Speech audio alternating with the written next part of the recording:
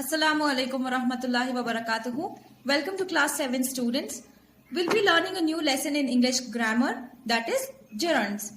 So, what is a gerund? We all are familiar with these words ending with ings, right? But we have to know what are these ing words called as. So, let's learn this now. As a definition, a gerund is the ing form of a verb that functions like a noun. It is a kind of non-finite verb. So here, the words ending with ing are called as gerunds, and it is a form of verb. See, all gerunds have ings at the end, and they are forms of verb, but they are not actually verb. What they do is, they do the works of noun. For example, Amit reads the book. So instead of telling Amit reads the book, reading is what Amit likes. So here instead of telling Amit reads the book, I'm just telling reading is what Amit likes. What do people read? People read books only, right? So instead of telling reads book, I'll tell reading. So hence reads book comes as reading. The words read books is replaced by reading, and this reading is ending with ing, hence it becomes a gerund. Got it? So now let's read. And it is also a kind of non-finite verb. What do you mean by non-finite? Finite is which we can count, but non-finite are it cannot be counted. So this gerund cannot be counted. Can you count reading? Can you count dancing? No. So hence it becomes infinite. So here, examples, reading is what Amit likes best. And then Aditi prefers dancing. So let's see how can these words be replaced by other words. In the sentences above, the words reading and dancing are verb forms that are doing the work of nouns. So the reading and dancing are doing the works of nouns. They can easily be replaced by other nouns or noun phrases. So here we can replace reading and dancing by phrases or other words. So how can that happen? A good book is what Amit likes best. Instead of telling reading, I will tell a good book is what Amit likes best. Got it? How we've replaced reading with a noun phrase, a good book. Next, Aditi prefers skirts. The noun skirts replaces dancing. So here, skirts means dancing. So instead of skirts, we replace it by dancing. Hence, the gerund is often used after verbs such as stop, finish, avoid, prevent, delay, present, enjoy, postpone, forgive, finish, practice, etc. So these are all verbs. So after every verb, we use gerunds, that is ing. So gerunds comes after verbs such as, which is given here like stop, finish and so on. So let's do the exercises now.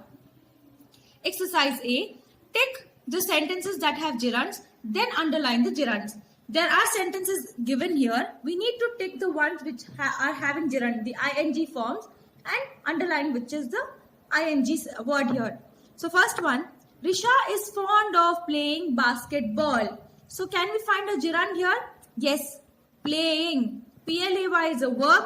It's ending with ing. Underline that and tick on the right side. Hence it is a gerund and it is a sentence having a gerund. Next. His mother was tired of waiting for him. So here, waiting is a gerund and we'll put a tick on the right side. So come to the third one. They have planned to go on a long vacation. So can you find any ing words here? Or any verb which is ending with ing? No. So hence there is no gerund in this sentence. So like this, you have to read the other sentences and tick if there is a gerund and underline the gerund ing word. Got it? So next exercise. Exercise B. Complete these sentences with the gerund forms of the verbs given in the box. So here there are verbs given in the box. You need to add ing and fill up the blanks here. First one. Raghav likes dash the plants in the garden. So check for the word which can be filled here. There is water and I have to add ing to water. It becomes watering. So the statement will be, Raghav likes watering the plants in the garden. So next, he was scolded by Mr. Rao for dash in the library. What is the rule of library? Maintain silence. So why was Mr. Rao shouted?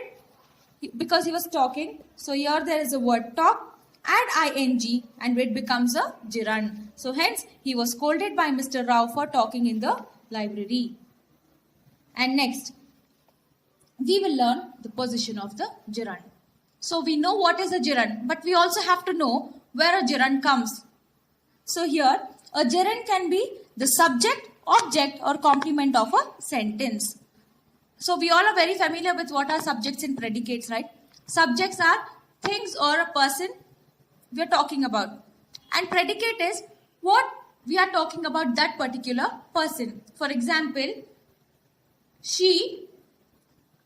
Tina is going to Mumbai. So in this sentence, Tina is the subject, is going to Mumbai becomes the predicate. So here, gerund can also come as a subject. For in the first statement, swimming pool is good. Swimming is good exercise.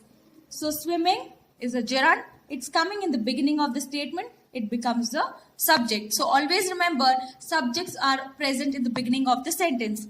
And next, I don't like swimming. So objects come in the end.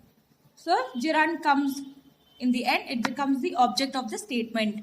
And next, Sunita's favorite pastime is swimming. So here we are complimenting about Sunita.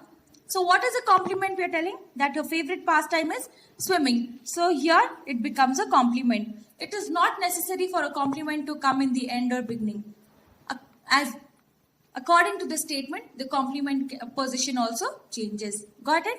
So here, let's do the exercise.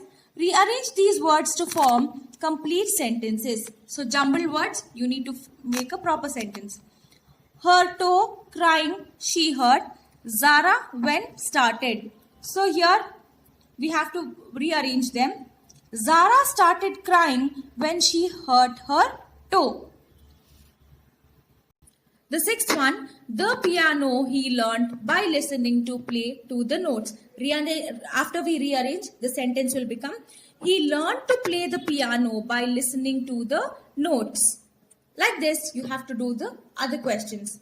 Next, circle the gerunds, write S for subject, C for complement and O for object. So we all are very familiar with position of gerunds. If it is in the beginning, subject and object and complement according to the sentence. So here, the horse tried jumping over the fences. So horse tried jumping over the fences. So subject, if it was a subject, it would be in the beginning. So here it is jumping over the fences. It comes at the end. So it becomes the object. And it is not a complement for the horse. We are talking about what the horse is doing. So hence it is jumping over the fences. Underline jumping and write as O. Next one, finding a good place to stay is not easy. So see, finding is a gerund. It's coming in the beginning of the statement. Underline that and write it as a subject. And next, Anu's latest hobby is drawing. So here we are talking about Anu. So we are complimenting him. So here, Anu's latest hobby is drawing. So we are talking about Anu. So we are telling that her hobby is drawing. So it is a compliment for her. So we will write it as a compliment, underline drawing and write as a compliment C. Like this, read the other sentences, underline the gerunds ing verbs and write if it is a subject S, object O, C for complement. And now next,